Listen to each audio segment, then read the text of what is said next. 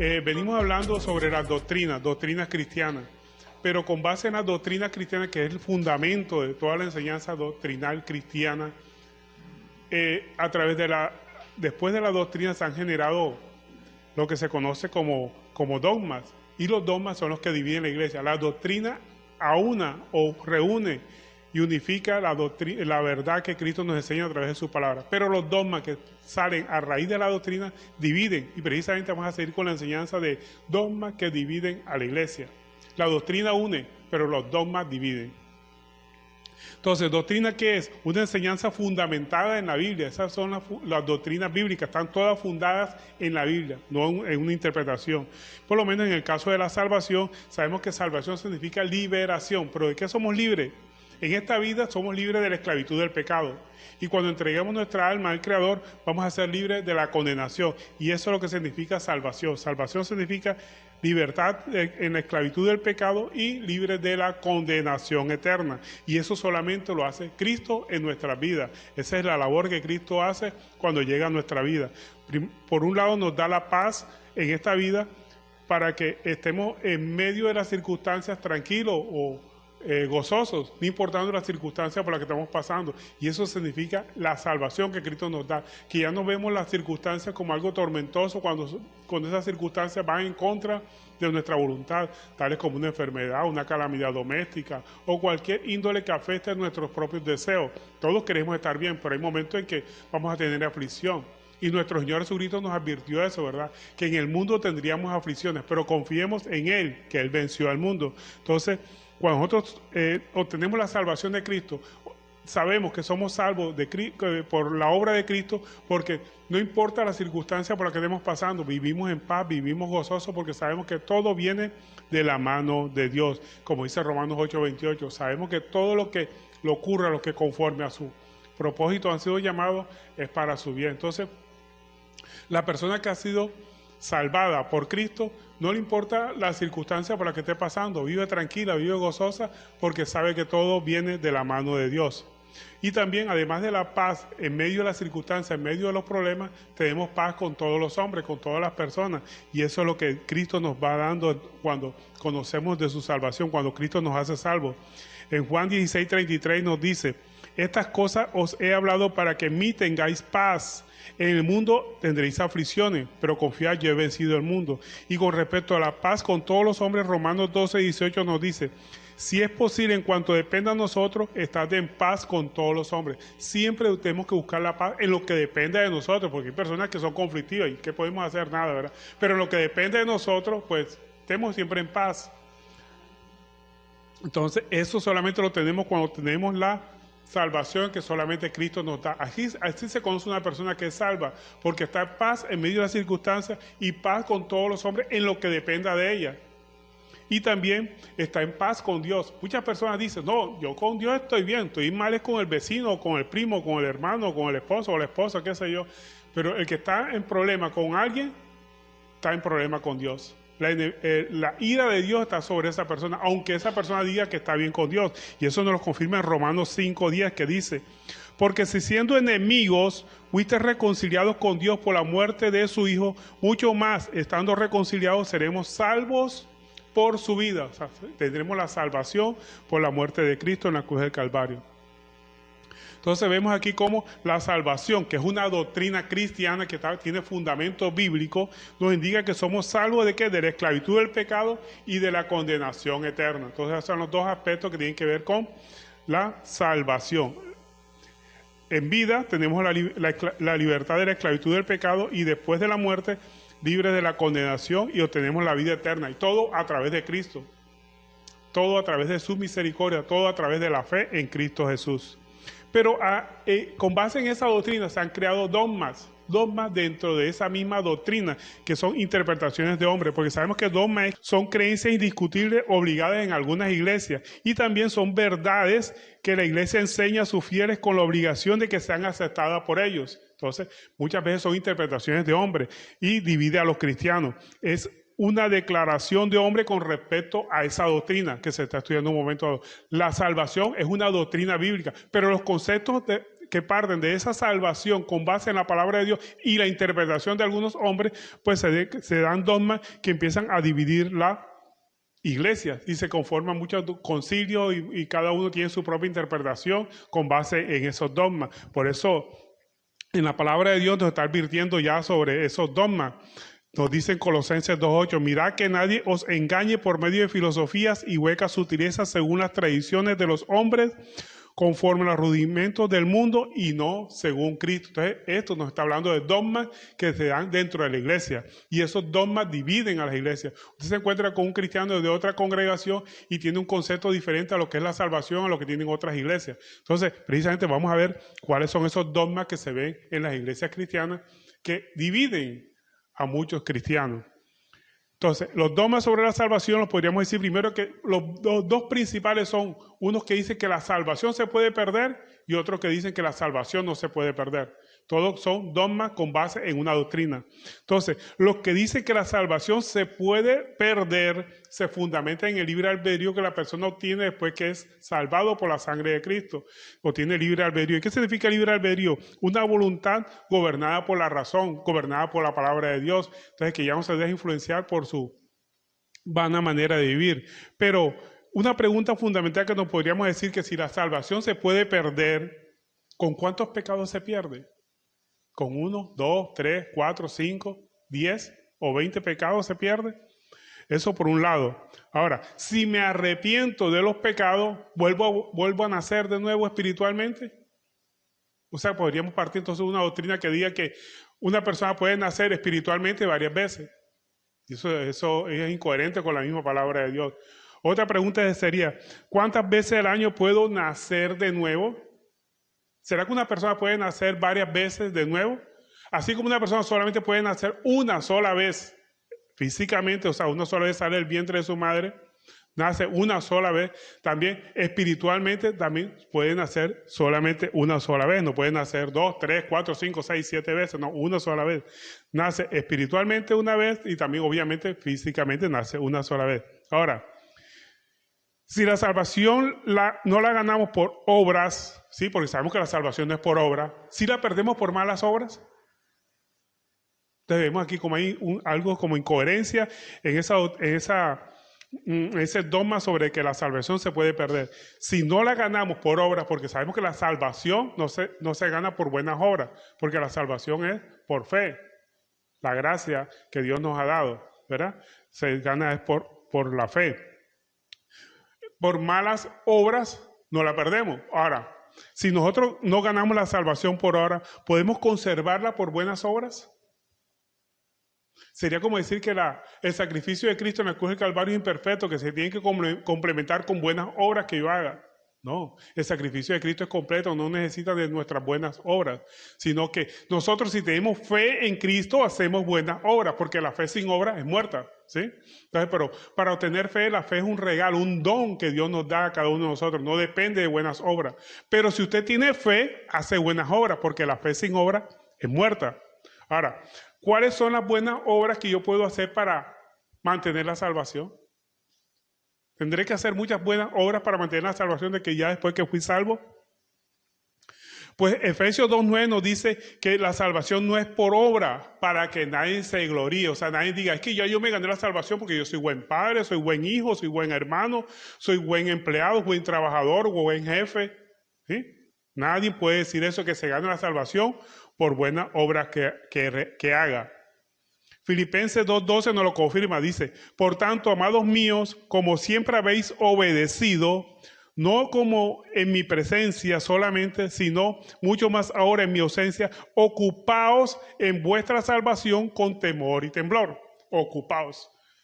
Este versículo se utiliza mucho para fundar o sustentar la tesis de que la salvación se puede perder. Tienes que ocuparte de tu salvación, tienes que trabajar en tu salvación. No, es que si tú eres salvo, compórtate como salvo, ocúpate, haz lo que tienes que hacer. Es como si a una persona le regalan una casa, ocúpate de mantener bien la casa, porque no, la casa se va a destruir. Pero no es que vaya a perder la casa, sino que va a vivir en ruina, pero va a tener la casa, no va a perder la casa. Pero así de la misma forma nosotros tenemos que ocuparnos de nuestra salvación, o sea, hacer obras con base en esa salvación. Ahora, esta doctrina reafirma la certeza de la promesa del Señor, de que la salvación no se puede perder. La promesa del Señor es esa, que una vez que nosotros conocemos la palabra de Dios, pues ya vamos a ser salvos. Apocalipsis 3:5 nos lo dice, el que venciere será vestido de vestiduras blancas, y no borraré su nombre del libro de la vida, y confesaré su nombre delante de mi Padre y delante de sus ángeles. Este versículo se utiliza mucho para decir que, mira, que van a borrar tu nombre si tú no haces buena obra. Borraré. Cuando dice borraré, es una afirmación de decir, pues escribiré tu nombre, y si ya yo lo escribí, ¿cómo lo voy a borrar? Si lo que Dios hace, lo hace perfecto. Dios no anda escribiendo su nombre en el libro de la vida y después lo borra. Como nosotros sí hacemos, ¿verdad? Que nosotros nos equivocamos y borramos. Dios no se equivoca, lo que Él escribe, escrito está. Así como su palabra. Dios no es como nosotros, que utilizamos el borrador porque nos equivocamos. Dios no utiliza el borrador. Cuando está diciendo no borraré, quiere decir, si yo lo escribí en el libro de la vida, ¿cómo lo voy a borrar? Se basa en su sapiencia, se basa en su omnisciencia, esa escritura el nombre de esa persona en el libro de la vida. Ahora, nosotros sabemos que el hombre continúa pecando, el hombre siempre es pecador, nosotros somos pecadores, todos somos pecadores. ¿Cuál es la diferencia entre un cristiano y una persona que no es cristiana? Que el pecador peca premeditadamente y se enorgullece con ese pecado. No es como se jacta. Ayer me tomé no sé cuántas botellas de whisky, o ayer estuve con tanta y otra muchacha. Se jactan de sus pecados. O ayer me tomé todo el dinero que tenía que llevar a mi casa y me lo gasté en los billares. Se jactan de ese pecado, ¿verdad? Porque nosotros somos unos simples administradores de lo que Dios nos da. Y no es para que nos lo gastemos porque lo hemos sudado nosotros, no lo hemos gastado nosotros. No, somos administradores, y como administradores vamos a tener que rendir cuenta de todo lo que Dios ha permitido que nosotros ganemos. Entonces, el pecador que no tiene a Cristo en su corazón se enorgullece y hace todo premeditadamente. Se programa para pecar. Voy a salir con fulanita, mañana le invito, voy a decir esto y esto y esto, y se programa para pecar, ¿sí? Esa es la diferencia entre el pecado que comete una persona que no tiene a Cristo en su corazón y la persona que tiene a Cristo en su corazón. La persona que tiene a Cristo en su corazón peca espontáneamente. Porque un momento de rabia, un momento de ira, y pecó, le ofendió a alguien. Pero ¿cuál es la diferencia con una persona que no tiene a Cristo en su corazón? Que se arrepiente, y va y le pide perdón a la persona que ofendió. Y eso es lo que hace un verdadero cristiano. Por eso nosotros tenemos que pedir perdón. La Biblia nos enseña en muchos versículos que los fundamentos de nuestra vida, para que vivamos en paz con todas las personas, que aprendamos a pedir perdón. Porque así como Dios nos perdona, nosotros tenemos que perdonar a las personas que nos ofenden. Entonces, la clave para vivir en paz con todos los hombres es el arrepentimiento y el pedir perdón.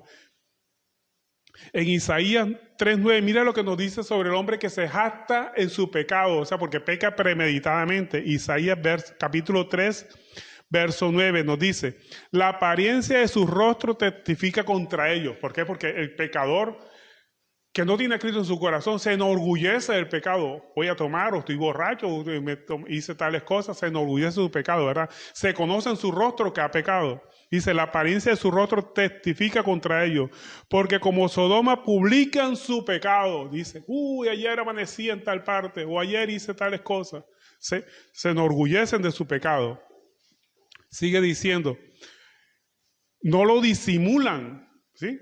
La persona que no tiene a Cristo en su corazón peca y no disimula su pecado, al contrario, se jacta de ellos. Dice, ay del alma de ellos, porque amontonarán mal para sí. Mientras, a diferencia de un cristiano, cuando peca, se siente confundido en su corazón, se siente arrepentido, se siente un dolor en su alma y se arrepiente primero ante Dios, y va y le pide perdón también a la persona ofendida o a la persona que ofendió. Esa es la diferencia entre el pecado que comete una persona que no tiene a Cristo en su corazón con el pecado que comete una persona cristiana, una persona que ha nacido de nuevo. Todos podemos pecar. El que diga que no ha pecado, pues dice que hace a Dios mentiroso. Todos pecamos de una u otra forma. La diferencia está en que el cristiano no se premedita para pecar. No hace nada premeditado para pecar y mucho menos no se orgullece por su pecado. Al contrario, se siente mal, se siente confundido, como le pasó al hijo pródigo, ¿verdad? Cuando reconoció que había pecado y dijo, Padre, contra ti he pecado. Y como dijo David también, ¿verdad? David dijo, contra ti solo he pecado. O sea, se siente mal en su corazón. Ese es el verdadero cristiano, se siente mal, se arrepiente en su corazón. Lo que no le pasa con la persona que no es cristiana. que no se arrepiente, al contrario, se goza, se enorgullece de su pecado. Entonces, vemos aquí cómo la persona que realmente nació de nuevo se siente mal por el pecado que cometió. ¿Va a pecar? Sí, todos pecamos. El que diga que no ha pecado, pues dice la misma palabra de Dios que hace a Dios mentiroso. Entonces, la diferencia está en que el cristiano se arrepiente. Y la misma palabra nos dice que si alguno ha pecado, y está hablando a cristianos, abogado tenemos para con Cristo. Tenemos a Cristo para con nuestro Padre, ¿verdad? Cristo es nuestro defensor, nuestro abogado que intercede por nosotros por cualquier falta que nosotros hayamos cometido. ¿Por qué? Porque entiende nuestro corazón confundido, con nuestro corazón arrepentido, porque hemos nacido de nuevo y experimentamos el dolor que ocasiona el pecado. Se arrepiente. Entonces, vemos aquí que respecto a la doctrina de que la salvación se puede perder, pues no tiene fundamento, podríamos decir desde ese punto de vista, porque la pregunta salta a esa, ¿verdad? ¿Por cuántos pecados perdemos la salvación? Ahora, si yo peco, ¿tengo que volver a nacer de nuevo para obtener otra vez de nuevo la salvación? ¿Cuántas veces tendría que nacer de nuevo al año? Entonces vemos aquí cómo la incoherencia del dogma de que la salvación se puede perder. Y con el contrario senso, hay otro dogma que dice que la salvación no se puede perder. Ahora, ¿por qué la salvación no se puede perder? Porque es un regalo que Dios da a los que creen en Él. Y si Dios da un regalo, ¿usted cree que Dios lo puede quitar? Él no es hombre que se arrepienta, ni hijo de hombre que mienta, ¿verdad? No, Él no miente ni se arrepiente. La salvación es una elección incondicional que Dios hace, porque Dios nos conoce, tuvo un conocimiento anticipado de nosotros antes de que nosotros naciéramos, antes de que nosotros fuéramos creados, Él ya nos conocía. Y con base en ese conocimiento anticipado, Dios le da la salvación, o sea, lo que se conoce como predestinación o perseverancia de los santos. Nos conoció antes de la creación, y eso lo dice Romanos 8:29. Por favor, leamos Romanos 8:29 para que veamos que aquí nos está hablando precisamente de la doctrina de la perseverancia de los santos y sobre todo lo más importante de la predestinación que Dios hace a las personas que van a ser salvos. O sea, la salvación no depende de nosotros, no depende de un acto de nosotros, no depende ni siquiera de la intención que yo tenga de ser salvo. Ese es un regalo que Dios nos da y es a través de la fe. Y la fe es un don que Dios da, no depende de nosotros. Dice Romanos 8:29, dice, porque a los que antes conoció, o sea, Dios nos conoció desde antes que naciéramos, también los predestinó para que fuesen hechos conforme a la imagen de su Hijo, para que Él sea el primogénito entre muchos hermanos. Pero por otro lado, nada nos puede separar del amor de Cristo. ¿Qué nos puede separar del amor de Cristo? ¿Pecado? No. Porque el cristiano cuando peca se arrepiente, confunde su corazón y busca el perdón primero de Dios y de la persona que ofendió o de la persona que lo ofendió a él. Porque nosotros tenemos que tener claro eso. En el mundo se piensa que el que tiene que pedir perdón es la persona que ofendió. No. Según las normas que nos establece nuestro Señor Jesucristo, si a usted lo ofenden, usted va y pide perdón a la persona. ¿Cuántas veces tenemos que pedir perdón? 70 veces 7, hasta 70 veces 7. Eso es un número para decir infinidad de veces, porque ¿quién puede sentirse ofendido 70 veces 7 en un día? No, imposible, ¿verdad? Pero bueno, eso es un número exagerado para decir que siempre debemos pedir perdón y estar dispuesto a otorgar perdón. El verdadero cristiano siempre está dispuesto a otorgar perdón, no importa la falta que hayan cometido. El del mundo no, el del mundo dice, no, que te perdone Dios, yo no perdono. No, tenemos que perdonar. Y por otro lado, nada nos puede separar del amor de Dios. Por eso dice en Romanos 8:38, dice, por lo cual estoy seguro que ni la muerte, ni la vida, ni ángeles, ni principados, ni potestades, ni lo presente, ni lo porvenir, ni lo alto, ni lo profundo, ni ninguna cosa creada nos podrá separar del amor de Dios que es en Cristo Jesús, Señor nuestro. Y podríamos agregar que ni el pecado nos puede separar. ¿Pero por qué? Porque cuando el cristiano peca se arrepiente inmediatamente y busca el perdón tanto de Dios como de la persona ofendida. Es verdad, el que ha nacido de nuevo, el que no ha nacido de nuevo no pide perdón, ni perdona tampoco. Entonces por eso dice la palabra de Dios que nada nos puede separar del amor que es en Cristo Jesús. Entonces vimos que existen dos dogmas sobre la salvación. Uno dice que la salvación se puede perder y otro que no se puede perder. Pero también hay otro dogma que dice que en solo una determinada denominación hay salvación. Dentro de una iglesia en esa denominación, solamente los que pertenecen a esa denominación son los únicos salvos. Llegan a afirmar que no hay salvación fuera de esa iglesia. Y dicen que fuera de la iglesia, de esa iglesia, todo se puede lograr, pero la salvación no. Fuera de esa iglesia no pueden obtener salvación. Y fundamentan eso en Mateo 16, verso 18, que dice, y yo también te digo, está diciendo a Pedro, que tú eres Pedro, y sobre esta roca edificaré mi iglesia, y las puertas del Hades no prevalecerán contra ella. Fundamentan la doctrina de que solamente en esa denominación cristiana, que se llama cristiana, es que se obtiene la salvación. Eso es completamente falso. La salvación no se da por pertenecer a una denominación cristiana, se da por su relación personal con Cristo y de haber nacido de nuevo. El nuevo nacimiento es el que nos da la fe y por ello tenemos la misericordia y el perdón de nuestros pecados, independientemente de la denominación en que usted se encuentre. Hay otra doctrina, o no doctrina, digamos otro dogma que se ciña a través de la doctrina de la salvación, que se denomina los salvos siempre salvos, que es diferente a que la salvación no se puede perder. ¿Por qué? Porque los siempre salvos, la doctrina salvo siempre salvo, se fundamenta en tres aspectos para decir que la persona una vez salva siempre será salva. En que el pecado fue eliminado, que Cristo eliminó el pecado. Segundo, que el diablo fue exterminado. Y tercero, que el infierno ya no existe, que fue eliminado con la muerte de nuestro Señor Jesucristo. Esa doctrina se denomina la creciendo en gracia, que eso es un dogma que dice que ellos siempre serán salvos, porque el pecado ya no existe, o sea que usted puede hacer con su cuerpo lo que usted quiera.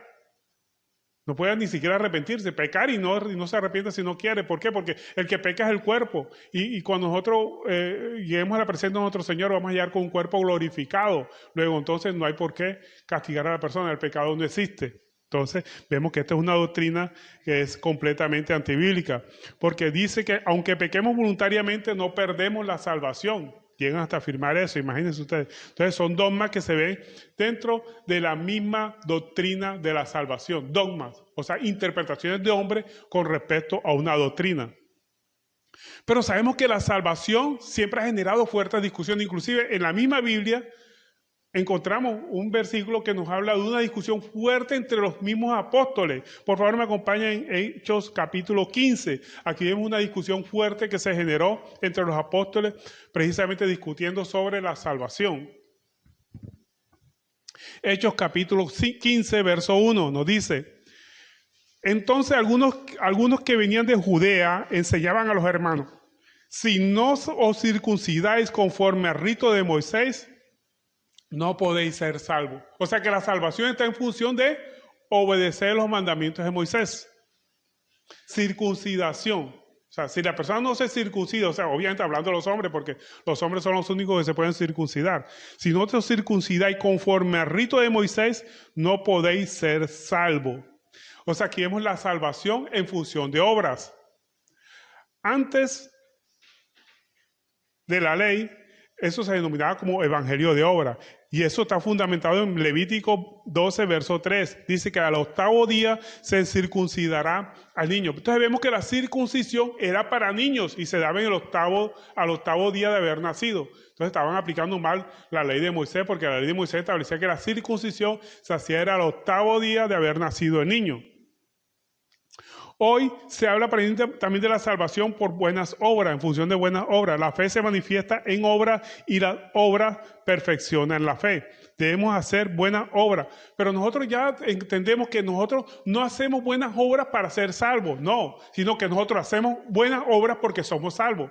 Buenas obras fundadas en la fe, porque vuelvo y repito, la fe sin obra es muerta. ¿Y cuáles son las obras que fundamentan de que somos salvos? Las buenas obras de misericordia, que usted tenga misericordia con las personas que si están padeciendo hambre, que tienen persecución, que si están desnudas, vístalo. Por eso nuestro Señor Jesucristo dijo: tuve hambre y no me diste de comer. Tuve desnudo y no me vestiste. Tuve en la cárcel y no me visitaste. Entonces le preguntan: ¿cuándo, Señor, te vimos desnudo? ¿Cuándo te vimos con hambre? ¿Cuándo te vimos en la cárcel? Dice: porque no hiciste a uno de estos mis pequeños, a mí no me lo hiciste. Entonces lo que el Señor pide de buenas obras de parte nuestra, fundadas en la fe, son obras de misericordia. Si usted no practica la misericordia, quiere decir que no tiene fe. Porque las obras de misericordia demuestran su fe. Por eso el apóstol Pablo decía: tú tienes fe, yo te demuestro mi fe por mis obras. Entonces, la única forma de mostrar nuestra fe es por las obras que usted haga de misericordia. Y misericordia es darle algo a alguien, aunque no se lo merezca. Todo por amor a Dios primero y amor al prójimo. Eso es fundamental en las obras de misericordia. Por eso en Efesios 2:8 nos dice, porque por gracia sois salvo por medio de la fe, y esto no de vosotros, pues es un don, un regalo de Dios, no por obras para que nadie se gloríe. Y en Santiago 2:26 nos dice, porque como el cuerpo sin el espíritu está muerto, así también la fe sin obras está muerta. O sea, si usted no practica obras de misericordia, usted no tiene fe. Porque la fe te impulsa a hacer obras de misericordia. Y vuelvo y repito, las obras de misericordia no te dan salvación. Lo que da salvación es la fe. Pero la fe se demuestra con obras de misericordia. Sigue diciendo el segundo versículo del capítulo 15 de Hechos. Dice, como Pablo y Bernabé tuviesen una discusión y contienda no pequeña, o sea, mire la discusión que se generó a raíz de que si la salvación se podía conseguir a través de hacer circuncidarse. Entonces se formó una discusión no pequeña, o sea, una gran discusión. Vuelvo y repito, mire lo que dice el verso 2. Como Pablo y Bernabé tuviesen una discusión y contienda no pequeña con ellos, se dispuso que subieran Pablo y Bernabé a Jerusalén y algunos otros de ellos a los apóstoles y a los ancianos para tratar esta cuestión. O sea, se estableció un concilio para debatir qué se hacía, si realmente las personas podían obtener la salvación a través de la circuncisión. Y aquí salió el concilio de Jerusalén. Entonces, vemos que a través del Espíritu Santo se pueden resolver las diferencias y con un diálogo abierto. Siempre tenemos que buscar el diálogo, buscar la paz, buscar que se solucionen las cosas. Cuando se presentan estas clases de conflictos dentro de la iglesia, sobre todo estos dogmas que dividen a la iglesia, tenemos que enfrentarlos a través de la obra del Espíritu Santo y con un diálogo abierto para resolver las diferencias, pero siempre buscando la paz. Por eso nos lo dice en Hebreos 12:14, dice, seguir la paz con todos y la santidad, sin la cual nadie verá al Señor. O sea, tenemos que buscar la paz, siempre el diálogo abierto, tratar estos temas. ¿Se pueden discutir temas de doctrina y de dogmas? Claro que se pueden discutir, pero siempre en paz, sin buscar peleas, ni contiendas, ni discusiones fuertes, sino siempre buscando que lleguemos a una verdad a través de la palabra de Dios. Y sigue diciendo el verso 10 del capítulo 15 de Hechos. Saltemos al verso 10, dice, ahora pues, ¿por qué tentáis a Dios poniendo sobre la cerviz de los discípulos un yugo que ni nuestros padres ni nosotros hemos podido llevar? O sea, vemos aquí que como cumplir la ley es tentar a Dios. ¿Por qué es tentar a Dios? Es porque dudar de su palabra, exigir cosas que ni Dios nos exige. Dios no nos exige que nos circuncidemos para ser salvos. Entonces, ¿por qué tienen que exigirla?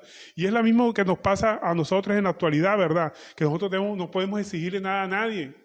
El Espíritu Santo es el que hace la obra de las personas. Decirle que se vistan de una determinada forma, que hagan determinadas cosas, que se comporten de determinada forma, eso no lo podemos hacer nosotros. Esa es labor del Espíritu Santo. El que cambia es el Espíritu Santo. Nuestra misión es predicar la palabra. Ahora, cumplir la ley para obedecer a Dios. Anteriormente teníamos la ley para buscar a Dios, para obedecer a Dios teníamos la ley. Ahora mismo no tenemos la ley. ¿Qué tenemos nosotros ahora? La fe. A través de la fe nosotros obedecemos a Dios, porque a través de la fe nos cambia, nos modifica, que es producto del nuevo nacimiento. Y ese nuevo nacimiento que nos da la fe nos lleva a hacer obras de misericordia. Y podemos nosotros ahora sí obedecer a Dios, pero a través de la fe, no por obediencia a la ley de Dios. Por eso en Gálatas 3:24 nos dice, de manera que la ley ha sido nuestro ayo, o sea, fue la que nos guió. La ley nos guió a Cristo, ¿sí? Sigue diciendo el verso, pero para llevarnos a Cristo a fin de que fuésemos justificados por la fe. Pero venida la fe, o sea, que ya vino la fe, ya no necesitamos la ley, dice, ya que estamos bajo ayo, pues todos sois hijos de Dios por la fe en Cristo Jesús. O sea, no somos hijos de Dios por cumplimiento de la ley, sino por la fe en Cristo Jesús.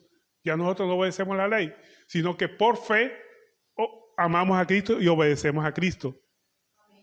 Y el verso 11 del capítulo 15 de Hechos nos sigue diciendo, antes creemos que por la gracia del Señor Jesús seremos salvos de igual modo que ellos. O sea, la salvación es por gracia, No es por ninguna obra que nosotros hagamos, ni por una obra de fe, ni por ninguna obra de la ley que nosotros podamos hacer, o por buenas obras, no es la salvación, sino que seremos salvos por gracia, así dice, ¿verdad? Antes creemos que por gracia del Señor Jesús seremos salvos de igual modo que ellos. O sea, la salvación es por gracia al amor de Cristo, en quien creemos nosotros.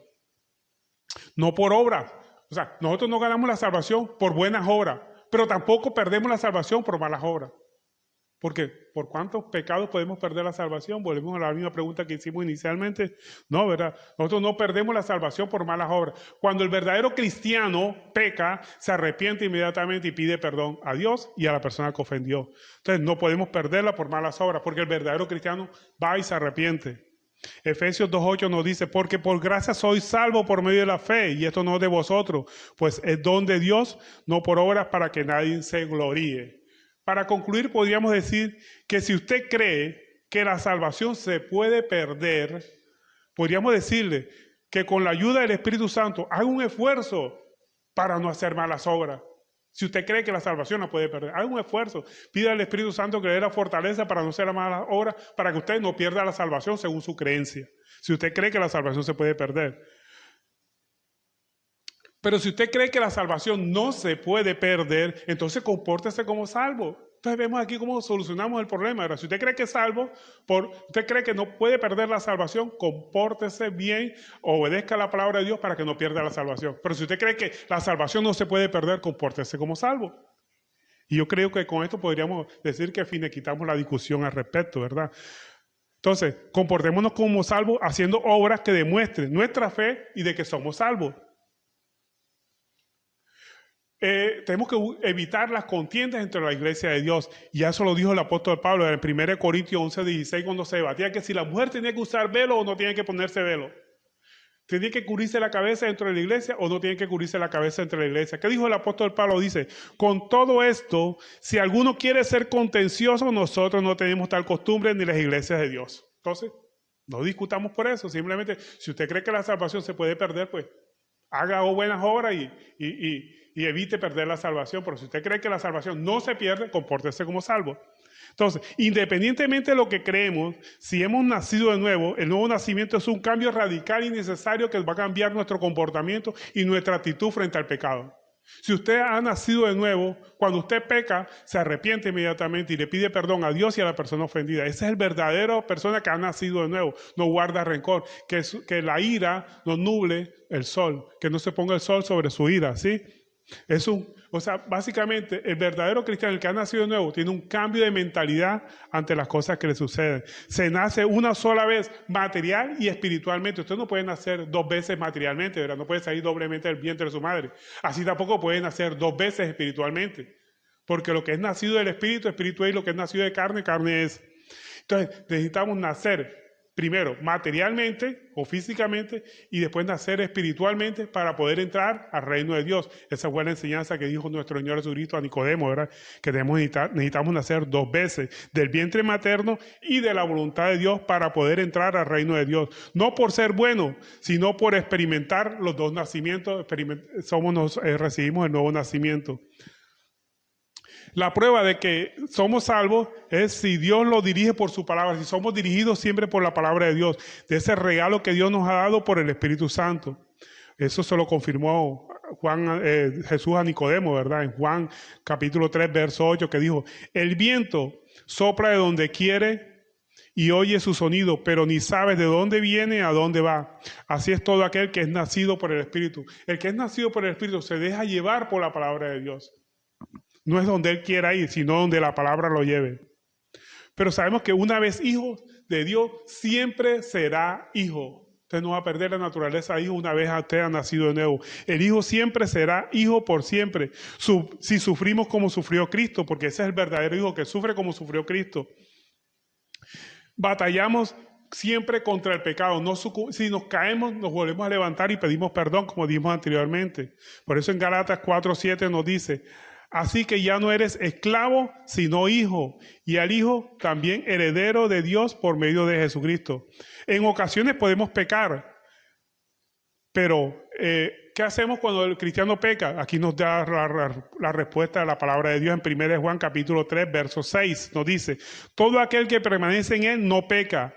Todo aquel que peca no la ha visto ni la ha conocido. Pero si nosotros hemos pecado, abogado tenemos para con el Padre, nuestro Señor Jesucristo. Entonces ese es el verdadero cristiano que peca y se arrepiente inmediatamente y pide perdón a través de nuestro Señor Jesucristo y obviamente se reconcilia con su hermano al que en un momento dado haya podido ofender. Amén. Bueno, y esta es la enseñanza por el día de hoy. Damos gracias al Señor por su palabra. Damos gracias a ustedes también por habernos escuchado. Que esta enseñanza la pongan en su corazón y lo más importante que ustedes la pongan por obra. Así como nosotros también nos esmeramos por hacerlo a través de la ayuda del poderoso Espíritu Santo.